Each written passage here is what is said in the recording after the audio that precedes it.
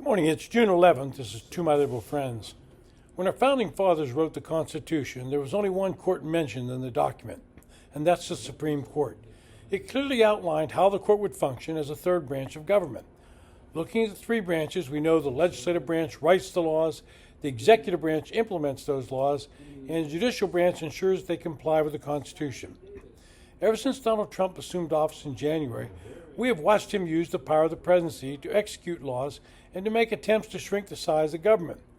If you read any polling on this matter, you will find that a majority of the public would like to see government become smaller and less intrusive in their lives. I caveat that statement with the full knowledge that everyone wants government to downsize and spend less, except when it affects their lives. To that end, we have witnessed a constant stream of lawsuits trying to thwart Trump from exercising his power as the president. Lawyers engage in what is known as forum shopping by filing their cases before judges they assume will give them a favorable ruling.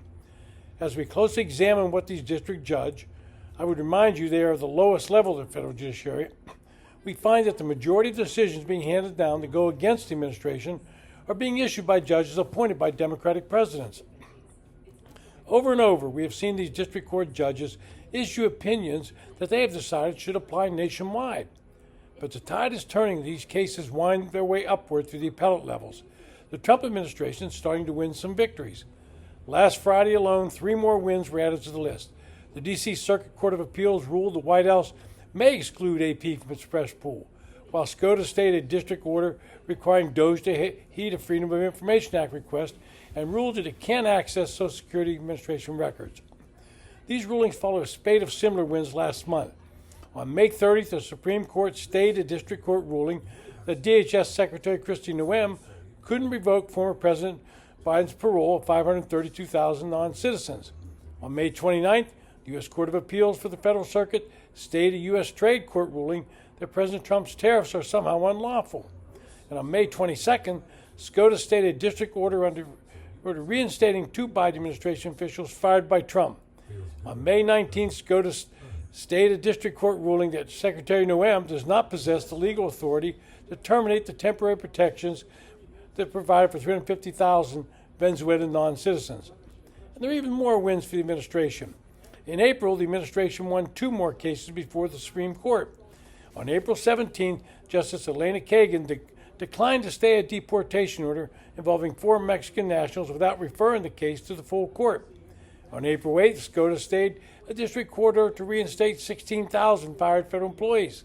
This particular ruling, combined with 2 others, led the editors of the Wall Street Journal to conclude that the Supreme Court was sending a message to the district courts: stay in your lane.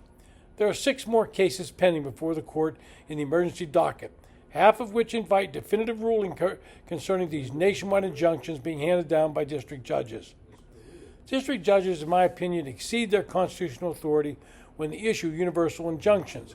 Article 3 limits judicial cases, their power to cases and controversies.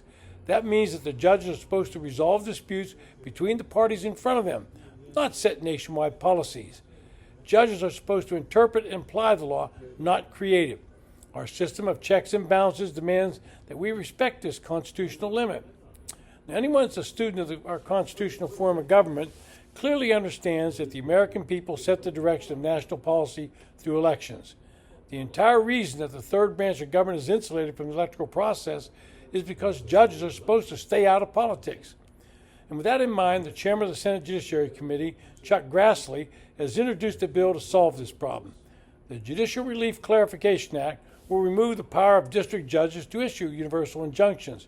There'll be no evasions, no circumventions, and no substitutes. No outs for Republicans and no outs for Democrats. Being clear, this is something that should pass, and the Supreme Court should be cheering it on. In 2022, Justice Elena Kagan correctly observed, quote, "It just can't be right that one district judge can stop a nationwide policy in its tracks and leave it stopped for the years it takes to go through the normal process," end quote. I wish she'd go back and reread her statement, because now she seems to think these district court judges can in some cases. Because all of these lower courts were created by Congress, they have the power to rein in these activist jurists. In my opinion, this judicial activism has harmed virtually every opinion, every American in aspect of public policy. Liberal politicians and their allies in the legal profession have accomplished much of their agenda in the past 30 years, not through the use of such democratic means as the electoral process or legislation, but through the use of the federal courts.